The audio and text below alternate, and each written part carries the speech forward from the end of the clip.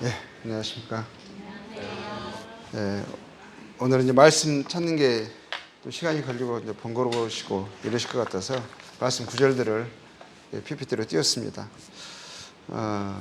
이제 제목은 이제 우상을 멀리하라입니다. 이제 저희들이 하나님을 섬기는 경배하고 섬기는 동기가 있죠. 근데 우리 마음을 살펴보면 또 우리의 삶을 돌아보면 또 우리의 중심을 우리 행위를 이렇게 우리가 되돌아보다 보면 우리가 하나님을 경배하고 섬기고 또 교회 생활하고 말씀을 읽고 신앙생활을 하는 그 깊은 동기가 무엇일까를 생각해 보게 됩니다. 또 생각해 봐야 한다고 생각이 듭니다. 우리가 무엇 때문에 하나님을 섬길까, 하나님을 경배할까, 이러한 부분에 이제 오늘 생각하는 시간을 가졌으면 좋겠습니다. 이에 대해서 사탄도 성도들을 이렇게 그런 부분에 송사를 하고 하나님께서 그 부분에 대해서 성도의 삶 가운데 하나님을 경배하고 섬기는 그 이유와 목적이 이러해야 된다라고 생각하시는 부분이 있어요. 그런데 사탄의 송사에 하나님이 뭐라고 이제 성도들의 삶에서 그런 모습의 중심에서 그것이 안 나타난다면 참 민망스러우실 것 같고 또 그러한 부분에 있어서 성도들에게 이렇기를 바라시는 부분들이 있죠. 그러한 측면을 한번 살펴볼 때 욥에 대해서 사탄이 송사하는 부분이 있죠. 욥이 이렇게 말을 하거든요. 사탄이 여호와께 대답하여 이르되 욥이 어찌 까닭 없이 하나님을 경외하리이까? 까닭 없이 하나님을 경외하리이까? 왜 욥이 하나님을 섬기겠습니까? 왜 하나님께 기도하고 또 하나님을 예배하고 섬기겠느냐? 그 이유가 뭐겠느냐? 이렇게 하나님께 욥에 대해서 송사를 하고 있는 거예요. 우리도 한번 생각을 해볼 수 있죠. 우리가 하나님을 경외한다고 하는데, 하나님을 경배하고 섬긴다고 하는데 그 까닭이 무엇이냐? 동기가 무엇이냐? 그러면서 사탄이 이렇게 말을 해요. 주께서, 사탄도 하나님을 주라고 합니다. 그렇죠? 하나님의 창조주이시죠. 모든 것의 주관자이시죠. 주께서 그와 그의 집과 그의 모든 소유물을 울타리로 두르심 때문이 아니니까 주께서 그의 손으로 하는 바를 복되게 하사 그의 소유물이 땅에 넘치게 하셨음이니이다. 그러니까 욥이 하나님을 경외하는 그 이유는, 그 까닭은 무엇이냐? 그의 삶을 하나님 복되게 하셨기 때문이다. 그의 필요를 채워주시고 그가 원하는 그러한 소원들, 바라는 것들을 하나님께서 공급해 주시고 보호해 주시니까 그가 그 이유로 하나님을 섬기는 게 아닙니까? 이렇게 송사를 합니다. 이제 주의 손을 펴서 그의 모든 소유물을 치소서. 그가 아끼는 것들, 그가 그것 때문에 하나님을 찾고 기도하는 것들, 그가 귀하게 여기는 모든 것들을 한번 거두어가 보십시오. 그러하면 틀림없이, 사단이 확신하죠. 틀림없이 주를 향하여 욕하지 않겠나이까? 주를 경외하는 것을, 경배하는 것을, 섬기는 것을 멈출 것입니다. 그리고 원망하고 불평하고 주를 향하여 유혹하지 않겠나이까 했습니다. 그러니까 이 부분에서 하나님은 사탄에게 어떻게 자신 있게 말씀을 하고 싶을까요? 욥에게 바라는 모습은 뭘까요? 우리 성도들에게 바라는 모습은 뭘까요? 대답은 뭐죠? 그렇지 않다, 이거 아닙니까? 사탄도 그것을 말하는 거잖아요.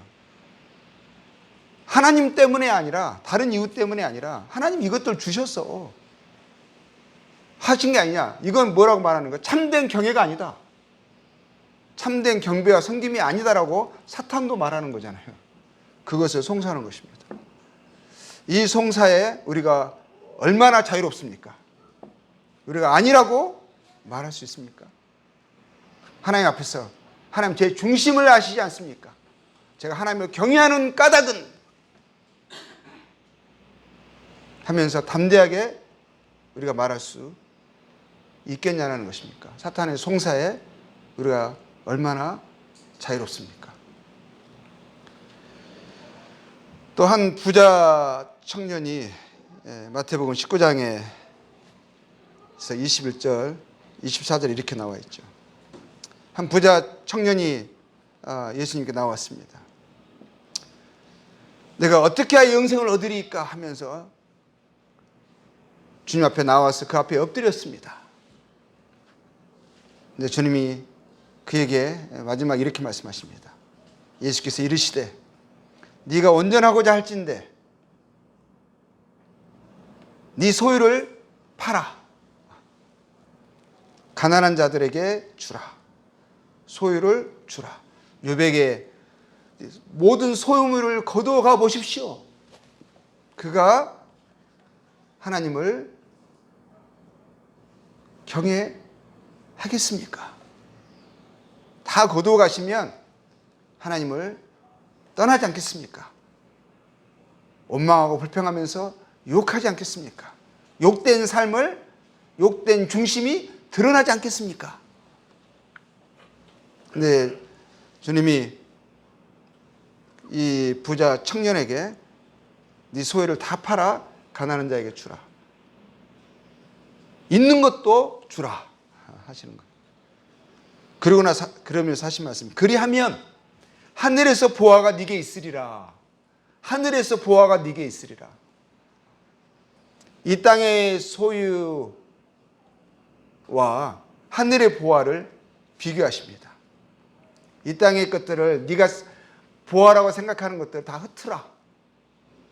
내가 주지 않겠다. 거두라. 다 주라. 그래야면 참된 보화가 네게 주어질 것이다. 보일 것이다. 너의 보화는 하늘에 있다.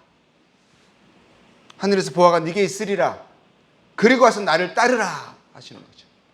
그리고 와서 나를 따르라. 그런데 그 청년이 재물이 많음으로 하늘의 보화를 말씀하시고 네가 나를 따르라 하셨거든요. 그런데 그 청년이 재물이 많음으로 이 말씀을 듣고 근심하며 가니라. 근심하며 가니라. 예수께서 제자들에게 이르시되 내가 진실로 너희에게 이르노니 부자는 천국에 들어가기가 어려우니라. 다시 너희에게 말하노니 낙타가 바늘귀로 들어가는 것이 부자가 하나님의 나라에 들어가는 것보다 쉬우니라 하시니. 뭘 말합니까?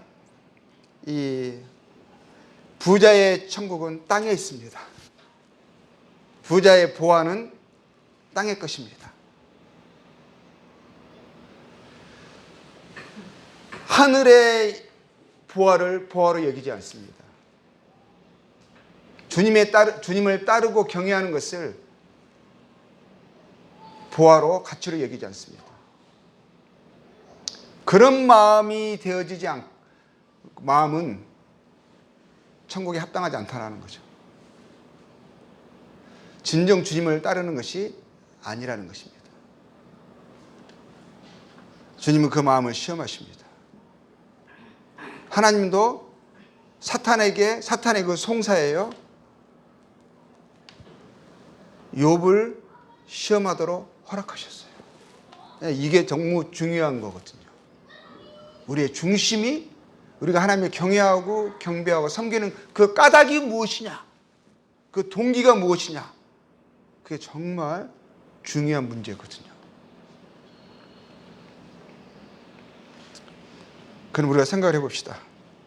우리의 보물은, 나의 보물은 무엇인가? 저는 이렇게 말하고 싶습니다. 나의 보물은 누구인가라고 물어보고 싶어요.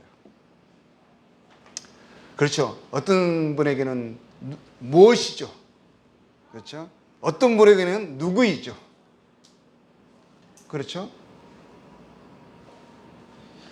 어떤 경우에는 그 무엇, 그 누구 때문에 그것을 얻고자, 그것을 더 보화로 가치 있게 내가 중심에 섬기니까 하나님께 나왔어요. 하나님, 그거 주세요. 그 누구의 마음, 그 누구를 잃지 않고자 하는 마음에서, 그 무엇을 얻고자 하는 마음에서 그것을 위해서 하나님께 나온 경우도 있습니다. 근데 하나님이 내가 그것을, 그 누구를 주지 않겠다, 보호하지 않겠다, 너에게서 끊겠다, 그리고 와서 나를 따르라 하면 따를 수 있겠습니까?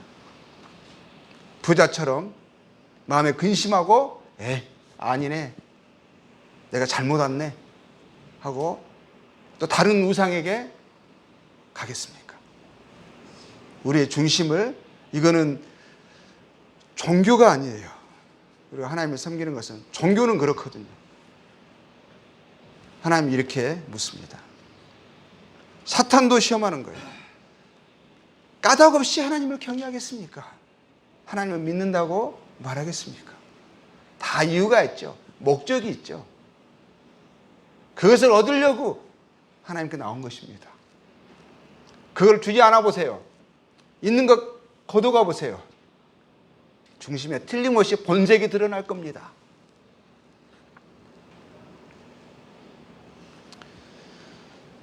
주님 우리에게 우상에 대해서 말씀하고 있어요. 로마서 1장 25절에 뭐라고 말하고 있죠?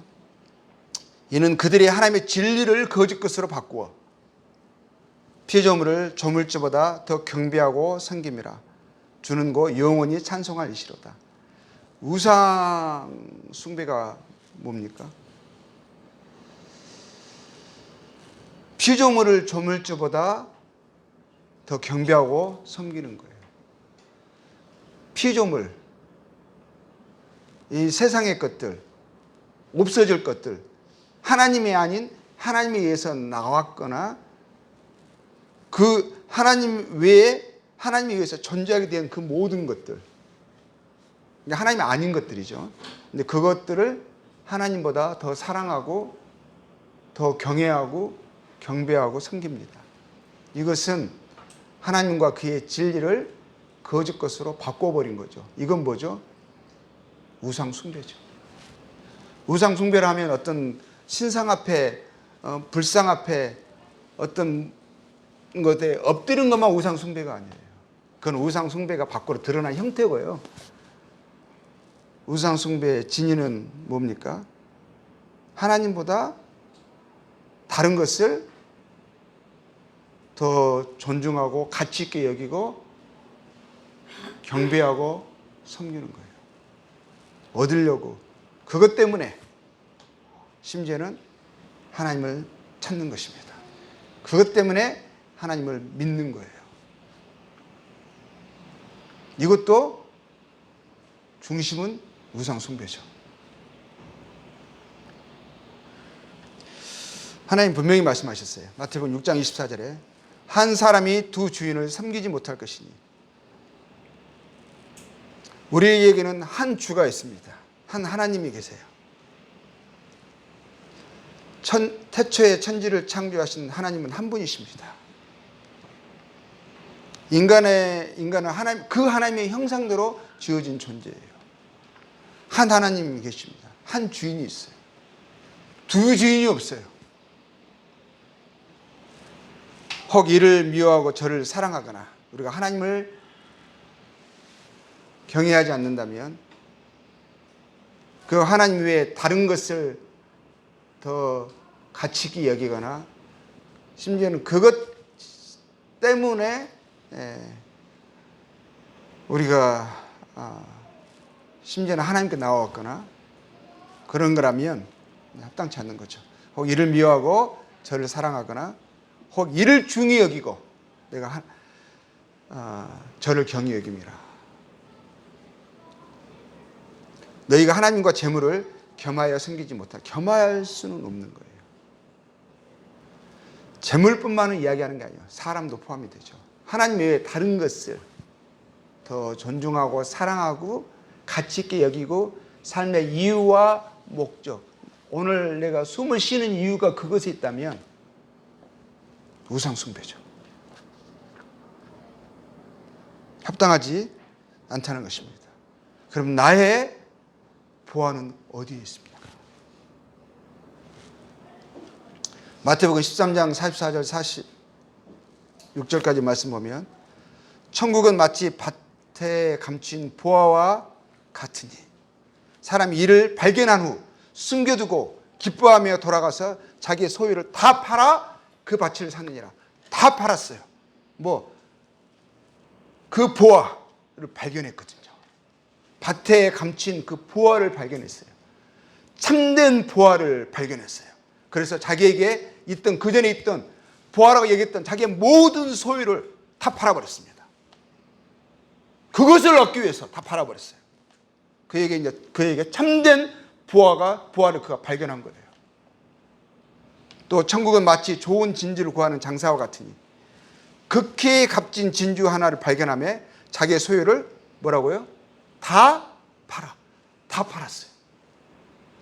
그 진주를 사느니라. 극히 값진 진주예요. 보화예요. 다른 모든 것은, 이것을 발견한 이후에 다른 모든 것은 더 이상 값지지 않아요. 더 이상 보화가 아니에요. 우리의 보화는 뭡니까? 우리의 값진 진주는 뭐예요? 우리의 생명보다 이 생명을 팔 수 있을, 자기를 부인할 수 있을, 자기 십자가를 지고 내가 살아갈 수 있는, 십자가를 질 수 있는 우리들의 보화는 뭡니까? 우리들이 발견한 극히 값진 진주는 뭐예요?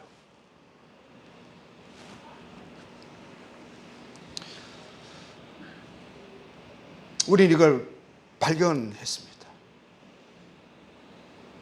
그래서 다른 것이 더 이상 보화로 보이지 않아요. 뭘로 보이죠?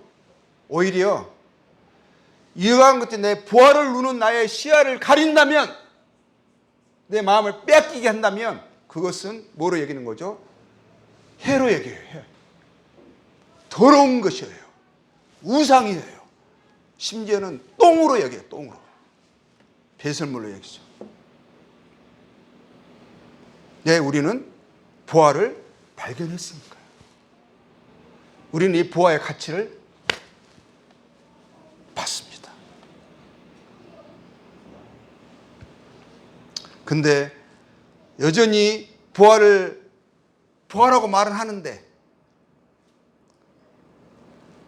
여전히 이 보화가 더 이상 보화로 말은 하는데 나의 보화는 세상이에요. 팔질 않아. 이걸 얻기 위해서 이걸 이용하지. 이걸 얻기 위해서 이걸 이용해요. 언제든지 이거 버릴 자세가 돼 있어. 그럼 보화가 어떤 거죠? 보화 발견한 거예요. 그래서 하나님께서 이런 말씀하셨어요. 하나님의 나라는 말에 있지 않고 능력이 있다. 입으로만 하나님을 경배하는 것이 아니라 하나님은 중심을 보세요. 입으로는 시인하되 행위로는 부인하는 것. 하나님은 그것을 가증히 여기십니다.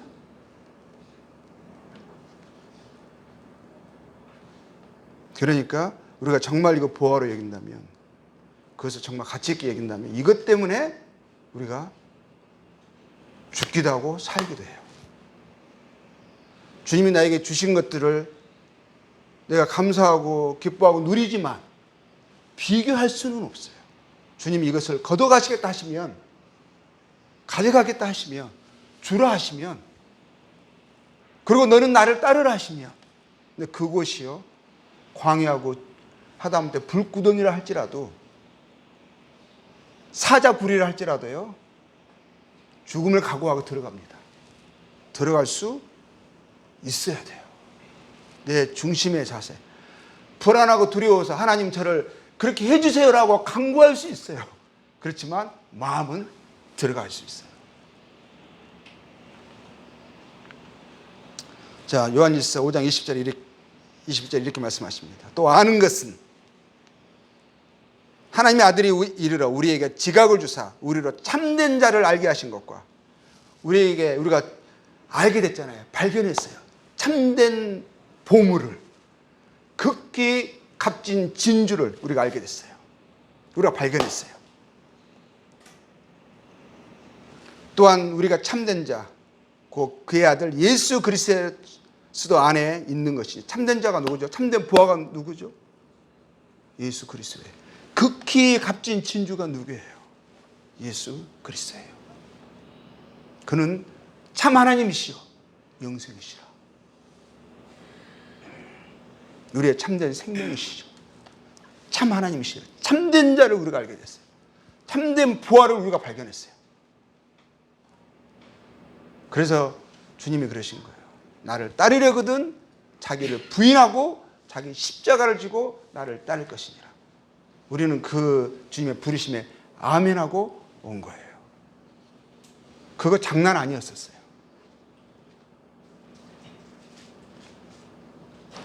자녀들아 너희 자신을 지켜 우상에게서 멀리하라 그러시죠.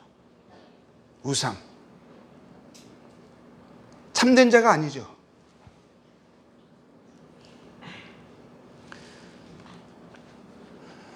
그런데 이거 자녀들아 그러잖아요. 성도들에게 하신 말씀이에요.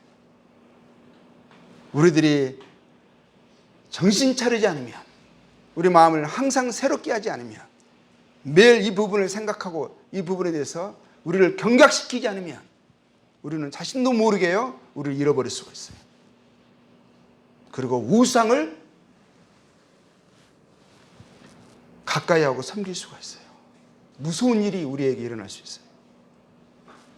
그래서 경고하는 것입니다. 마지막에 자녀들아 너희 자신을 지켜 우상에게서 멀리하라. 모든 것을 다 팔아 사야 하는 천국은 그렇죠. 그 보화는, 극히 값진 진주는 무엇이며 누구이며 또 나의 보물은 어디에 있습니까? 땅에 있습니까? 하늘에 있습니까?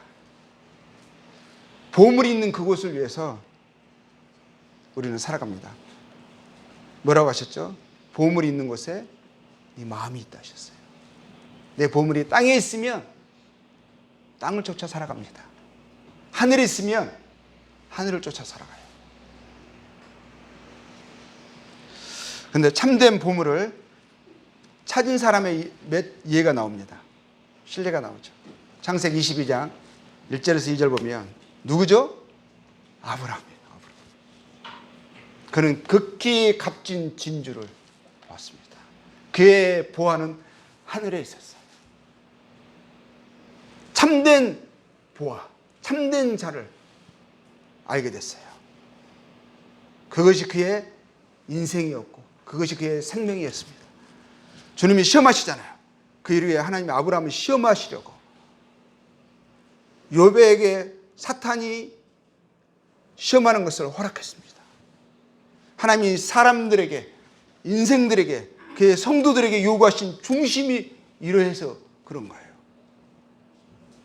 성도들이 하나님과 우상을 겸하여 섬기는 것을 하나님 원치 않으세요. 우상을 격리시켜야 돼요. 왜냐하면 우상은 우리를 망하게 하는 암덩어리거든요. 바이러스예요, 바이러스. 내 자식이 암으로 고통하고 있다면, 그 암으로 인해서 자식이 죽어간다면 그 암이 너무너무 밉잖아요. 도려내야 되잖아요. 암을 아까울 수 없는 거죠. 그러잖아요. 저주하는 거예요. 죽이고 싶은 거예요. 잘라내고 싶은 거예요. 근데 우상이 그래요, 우상. 그래서 하나님 이것을 아브라함에게 부르시죠. 아브라함아 하시니 그가 이르되 내가 여기 있나이다. 아브라함에게 이렇게 말씀하십니다. 여호와께서 이르시되 네 아들 네 사랑하는 독자 이삭을, 아브라함이 이삭을 얼마나 사랑한 줄 아시죠? 자기 생명보다 사랑해요. 아브라함이 이 땅에서 보아하는요 가장 큰 그의 전부라고 하는 것은 이삭이에요. 이삭. 어떻게 얻은 자식입니까? 네 아들. 그래서 주님도 하나님이 아시잖아요. 네 아들, 네 사랑하는 독자 그럽니다. 아들이라는 말이 반복되죠. 아들, 독자. 네 사랑하는 독자. 네가 그렇게 아끼는 독자. 가치 있게 여기는 그 독자. 너의 전부인 그 독자. 네 생명인 그 아들. 그 아들을 이삭을 데리고 모리아 땅으로 가서 네가 네게 일러준 산 거기서 그를 번제로 드리라. 부자 청년에게는 네 재물을 가난한 자에게 주어 흩어 나를 따르라 하셨거든요. 번제로 드리래요, 아들을. 여러분이 가장 사랑하고 이 땅에서 이것 때문에 지금까지 살아오셨는데 정말 내가 귀하게 여기는 게 있어요. 그것만 생각하면 기분이 좋고 그거 생각하면 삶에 활력을 얻습니다. 살아가는 이유가 이거예요. 근데 그것을 주님이 다 흩어버리신다며, 똥으로 만들어버리신다며, 그렇게 하라 하시면 여러분의 선택이 있다고 생각해 보세요. 어떻게 하실 거예요? 아브라함에게는 그를 번제로 드리래요. 번제로 드리는 것은 뭐예요? 제가 되는 거예요. 죽여가지고요, 각을 떠가지고요, 불러 태워서 드리는 게 번제예요.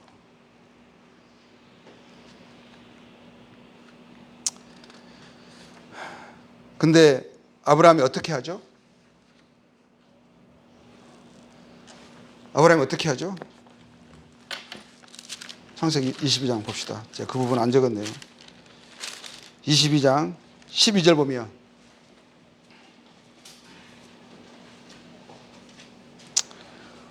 사자가 이르시되, 그 아브라함이 이삭을 제물로 드려요. 번제로 드려요. 칼로 찔러 죽이려고 합니다.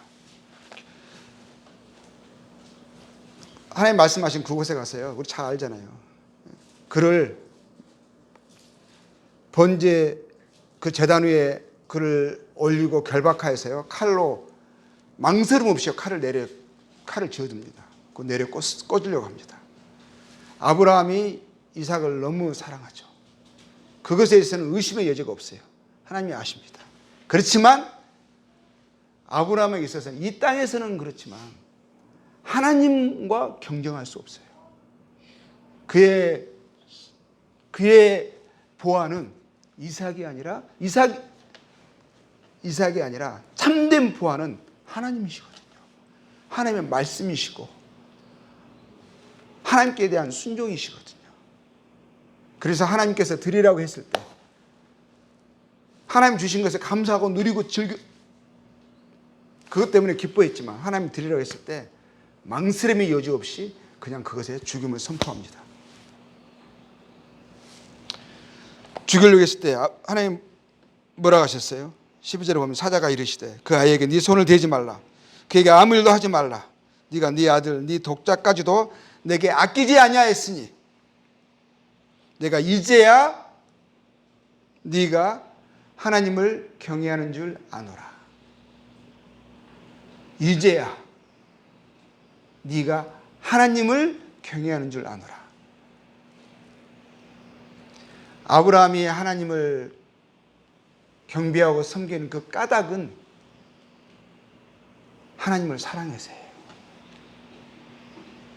하나님을 독자 이삭보다 더 가치 있는 보화로 여기기 때문이었어요. 하나님 그 중심을 보시고 기뻐하십니다. 이것이 모든 사람에게 성도에게 있어야 할 중심이에요. 그것을 말씀하시는 거예요. 아브라함은 이렇지 참된 보물을 아는 자죠. 그래서 그에게 하나님과 이 땅에서 그 어떤 존재도 비교할 게 겸하는 게 없었죠. 하나님의 경외함이, 하나님의 사랑함이, 그를 순종함이 1차적인 우선순위였습니다. 그게 전부였어요. 하나님 안에서 하나님의 주신 것들을 기뻐하고 누리는 거였지. 하나님보다 더 우선되고 더 가치 있고 비교될 수 있는 그러한 것들이 아니었어요. 그의 신은 하나님이었습니다. 그는 참으로 하나님을 경외하고 사랑하는 자였어요. 그는 우상 숭배자가 아니었어요. 그리고 하박국, 그도 하나님을 참된 보물로 여기는 자였죠. 3장 17절 19절에 뭐라고 말씀하십니까? 뭐라고 고백하고 있죠? 비록 무화과 나무가 무성하지 못하며 포도나무에 열매가 없으며 감람나무에 소출이 없으며 밭에 먹을 것이 없으며 우리의 양이 없으며 여왕간에 소가 없을지라도, 뭐예요? 이 말은 아무것도 없을지라도 이거예요. 하나님이 나에게서 모든 것을 가져갈지라도, 하나님 나에게 주셨다가 그것을 뺏을 수 있어요. 다 흩어라 하실 수 있어요. 그럴 때가 왔어요. 그럴지라도 말하는 거예요. 그럴지라도. 대부분 그러면 뭐하죠? 하나님 나라, 우리는 대부분의 우상 숭배자들, 우상에서 멀리하지 않고 우상 가까이 있는 사람들, 우상을 붙들고 있는 그 중심은 뭐라고 말하죠? 그것 때문에 하나님은 원망하죠. 불평하죠. 하나님 어떻게 이럴 수가 있어요? 하나님 저를 사랑하십니까? 다른 사람은 안 그러는데 왜 유독이 나한테만 이렇게 못되게 구시는 거예요? 이러니까 저는 하나님을 따르기가 어렵다고요. 저 삐졌어요. 저 하나님에게 마음이 상했어요. 하고 뒤돌아서죠. 그리고 그에 대한 원망을, 그 불편함을 드러내죠. 교회를 안 나오고 말씀도 안 보고 막 이러죠. 그러면 하나님이 안달하실까 봐.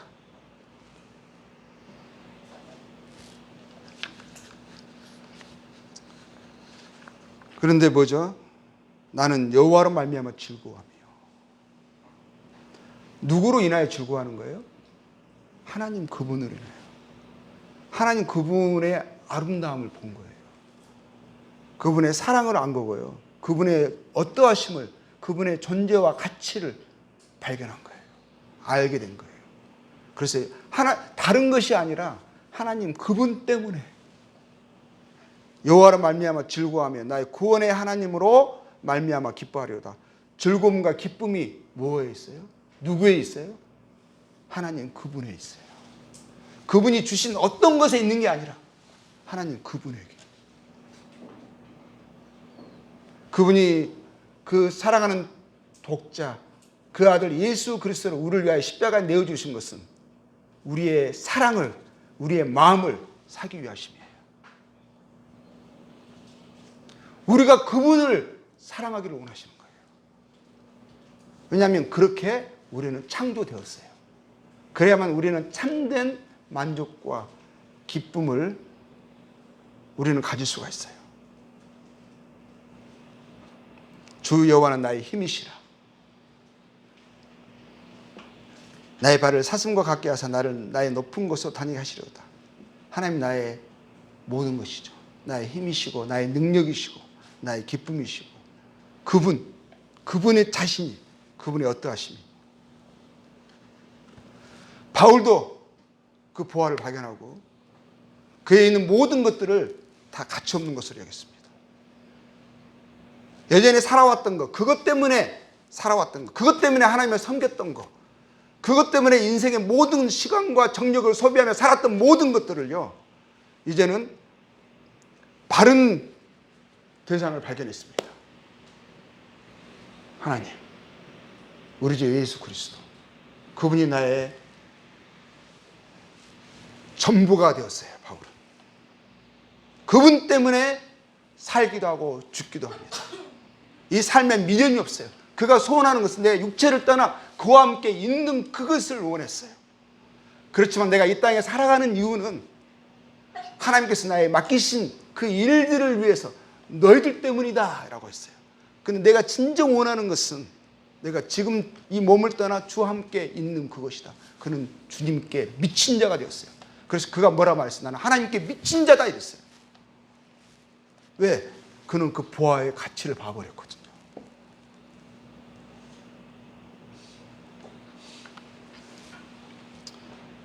그러나 무엇인지 내게 유익하던 것은 내가 그리스도를 위하여 다 해로 여길 뿐더러, 심지어는 그거를 해로 여겼어요. 아주 나쁜 것으로 여겼어요.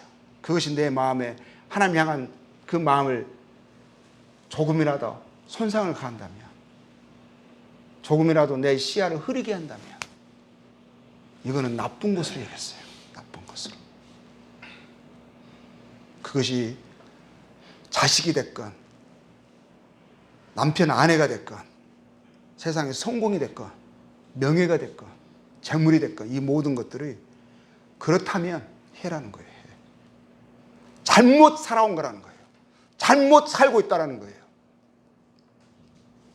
또한 모든 것을 해로 여김은 내 주 그리스도 예수를 아는 지식이 가장 고상하기 때문이다. 가장 고상하기 때문이다. 가장 귀한 보물이라는 거예요. 내가 주님으로 인하여 즐거워하지 않는다면, 내가 예수님 때문에, 내가 그것 때문에 살아가지 않는다면 지금 잘못 살고 있다는 거예요. 똥들을 얻으려고 살고 있다는 거예요. 똥. 뭐라고 그랬어요? 내가 그를 위하여 모든 것을 잃어버리고 배설물로 여기면 그랬잖아요. 배설물. 똥바가지 얻으려고 한다는 거예요. 똥통에 살고 있다는 거예요. 그래서 인생이, 내 마음이요, 냄새나고 더러운 거예요. 잘못되어 있어서 고상하지 않고 더러운 거예요. 냄새나는 거예요. 그래서 우리가 기도해야 돼요. 주님, 제가 주님을 바로 알게 해주십시오. 내가 주님을 더욱 사랑하게 해주십시오. 내가 주님 때문에 살고 주님 때문에 죽게 해주십시오. 이것이 우리의 소원이 되고 기도 제목이 되어야 돼요. 바울이 뭐라고 했어요? 빌립보서 1장 20절 21절에 나의 간절한 기대와 소망, 바울의 간절한 기대, 그의 소망, 그의 기도가 무엇이었습니까? 아무 일이든지 부끄러워하지 아니하고 지금도 전과 같이 온전히 담대하여 살든지 죽든지예요. 내 몸에서 그리스도가 존귀하게 되려 하려 하나니. 이 사람 미친 사람 아니에요? 광신자 아니에요? 그런데 하나님이 우리에게 원하는 온전한 정신은, 인간이라면, 그리스도 예수의 사랑을 말하는 사람이라면 이것이 정상인 거예요. 그렇지 않는 것이 이상한 거고, 그렇지 않는 것이 정신 나간 것이고, 그렇지 않는 것이 우상 숭배자라는 거예요. 이는 내게 사는 것이 그리스도니 죽는 것도 유익하나니 했습니다. 또 시편의 기자 13편 25절은 이렇게 말하고 있어요. 하늘에서는 주 외에 누가 내게 있으리요. 주님을 이야기하고 있습니다. 천국은 주님이에요. 지옥에 안 가고 천국 가니까, 천국 가면 좋고 즐겁고 막 이거 생각하거든요. 내가 즐거워야 되고, 지옥은 내가 고통받으니까 싫고, 주체가 내가 아니잖아요. 천국은 누구예요? 천국은 주님이에요. 주님. 주님이 있어서 천국인 거예요. 나의 사랑하는 분이 그곳에 있어서, 나를 사랑하는, 내가 사랑하는 그분이 그곳에 있어서 그곳이 아름다운 것이고 천국인 거예요. 땅에서는 주밖에 내가 사모할 자 없나이다. 근데 주를 사모하지 않는 것은 천국 가도 재미 하나도 없을 거예요. 지겨울 거예요. 그런 사람이 천국 들어갈 수 있겠어요?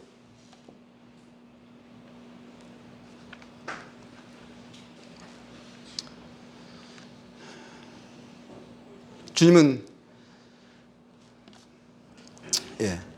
이제 요약을 해보자면, 정리해보자면, 우리의 참 보물은 누구라고요?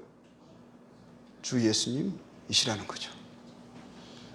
주님의 영광을 우리가 바라보고 그를 사모하고 그를 기다리는 그 중심이 바른 중심이에요.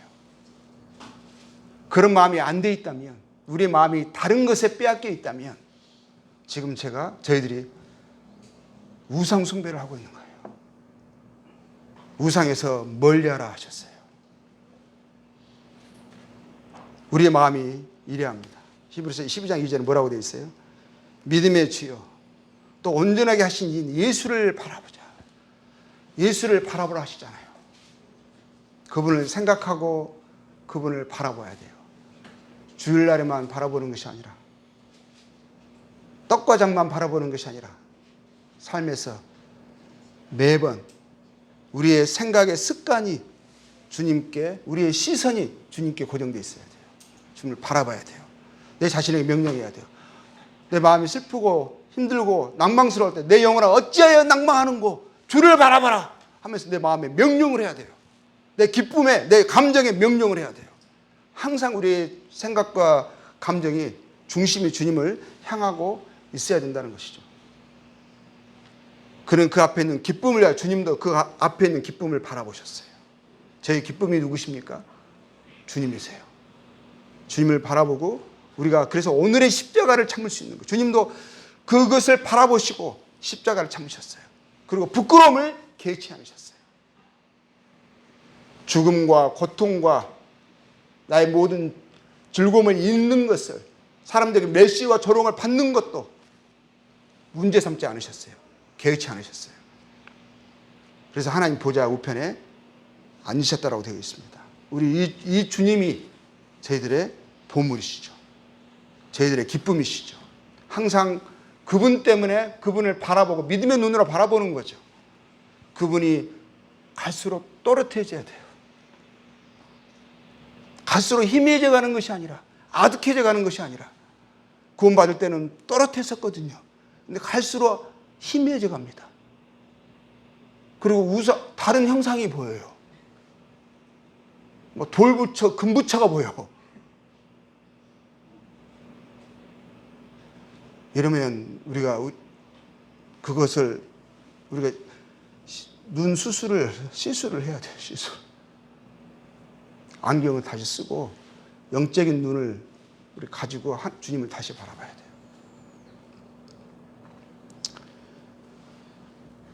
제도서 2장 13절에서는 저희에게 주님이 복스러운 소망과 우리의 크신 하나님 구주 예수 그리스도의 영광이 나타나심을 기다리게 하셨으니 바라보고 기다리게 하셨잖아요.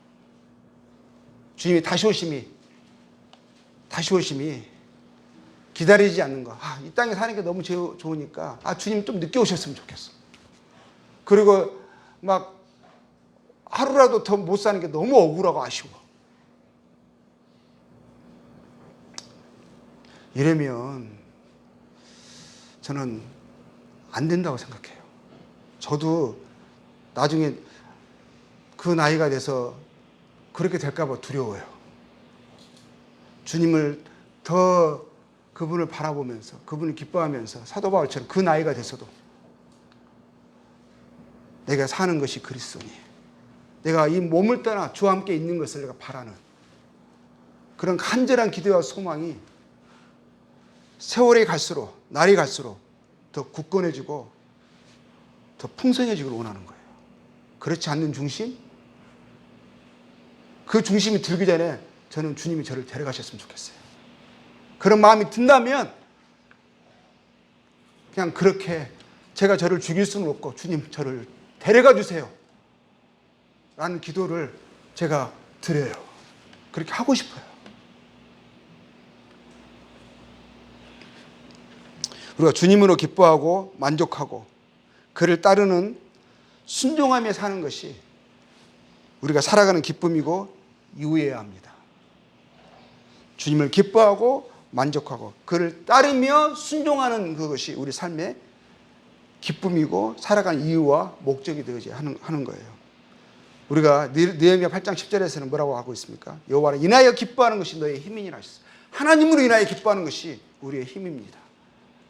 그분으로 즐거워하는 것이 우리의 복입니다.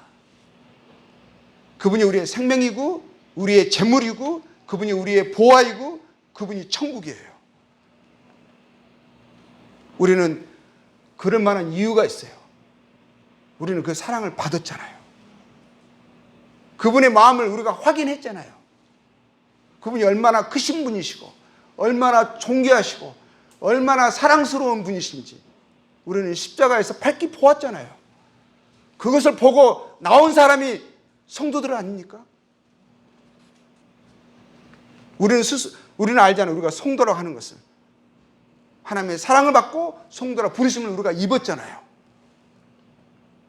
성도의 요구되는 중심이 이렇다라는 것입니다. 우리가 주님을 경외하는 까닭은 주님 자신, 예수 그리스도의 그 고상함이, 그분의 사랑이, 그분의 어떠하심이, 그것이 우리의 까닭이고 이유인 것입니다. 이사야서 61장 10절에는 동일하게 말씀하고 있죠. 내가 여호와를 인하여 크게 기뻐하며, 누구로요? 다른 것으로가 아니에요. 나에게 무슨 선물을 주셔서가 아니에요. 그 내에 있는 것을 잃어버릴 거가 아니에요. 두려워서 주님을 섬기는 게 아니에요. 내가 여호와를 인하여 크게 기뻐하며 내 영혼이 나의 하나님으로 인하여, 하나님이시죠, 인하여 즐거워하리니 이는 그가 구원의 옷으로 내게 입히시며. 저희들이 구원의 옷이 누구십니까? 예수 그리스도이시잖아요. 우리가 그리스도로 옷 입은 자들이잖아요. 의의 겉옷으로 내게 더하심이 신랑이 사모를 쓰며 신부가 자기 보물로 단장함 갖게 하셨습니다. 우리가 여호와를 인하여 즐거워하며 우리 영혼이 그로 인하여 살아가는 존재가 되었습니다.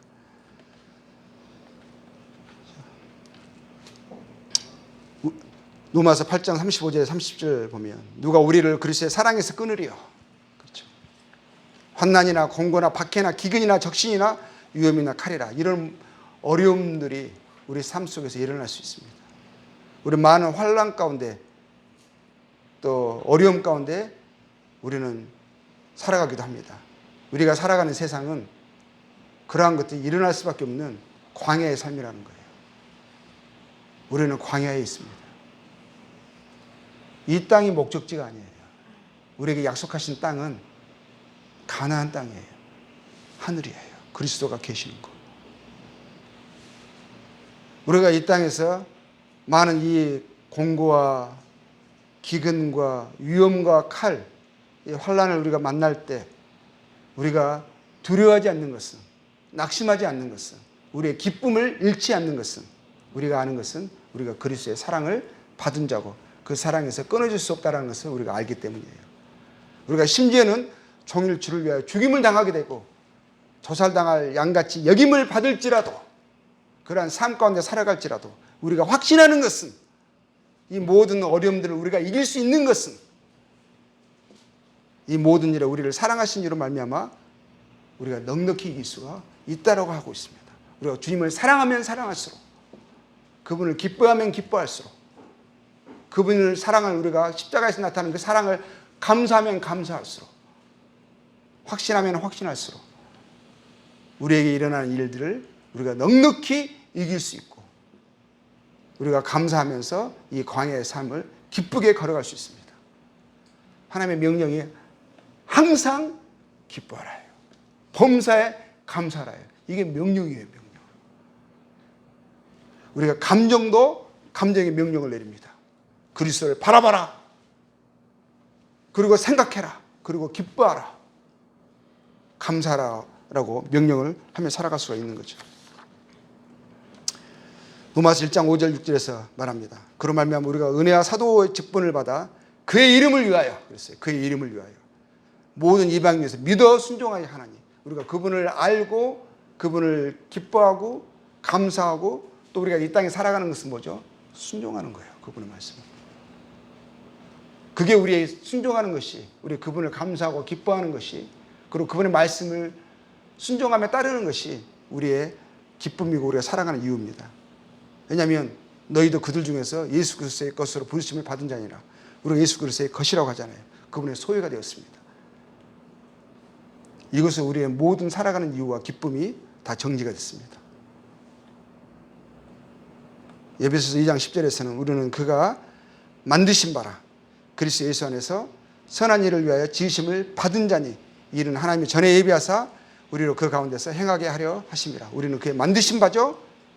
그리스도 예수 안에서 선한 일을 위하여 지으심을 받은 자죠. 그래서 우리는 그 가운데서 행하는 그러한 부르심을 받은 자들입니다. 자, 결론을 내면, 자, 우리의 참 보물은 하늘에 하나님 보좌 우편에 앉아 계시고 약속하신 대로 영광 가운데 장차 오실 우리 주 예수 그리스도이십니다. 우리 주 예수 그리스도께서 우리 성도가 이 땅에 살아가야 할 참된 이유와 목적이며 가치이십니다. 그가 우리의 마음을 가득 채우는 만족이 되셔야 합니다.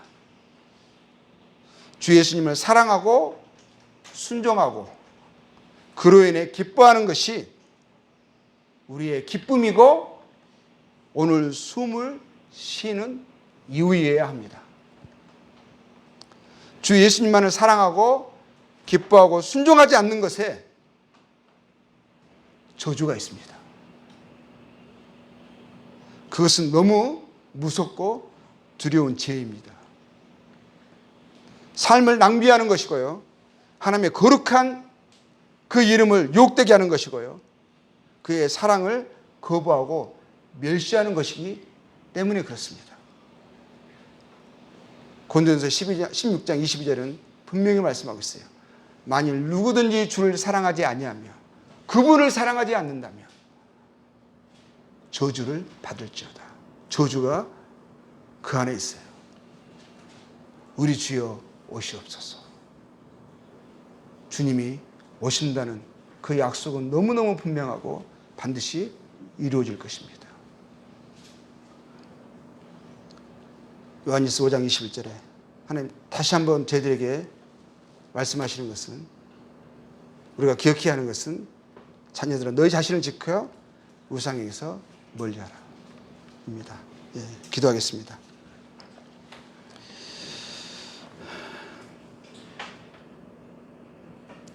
아버지 하나님, 피조물을 조물주보다 더 경배하고 섬기는 이 악함에서, 폐역함에서, 우상 숭배에서 저희들을 건져 주시기를 원합니다. 우상에서 멀리하고 제 참된 보물이시오 참 하나님이신 우리 주 예수 그리스도를 더욱 알아가고 사랑하고 기뻐하고 순종하는 저희들이 될 수 있도록 온 마음을 다해 온 힘을 다해 그것을 쫓아가며 살아갈 수 있도록 저희들에게 은혜와 긍휼을 힘을 더하여 주시옵소서. 이 모두를 우리 주 예수 그리스도의 이름으로 기도하였습니다. 예, 감사합니다.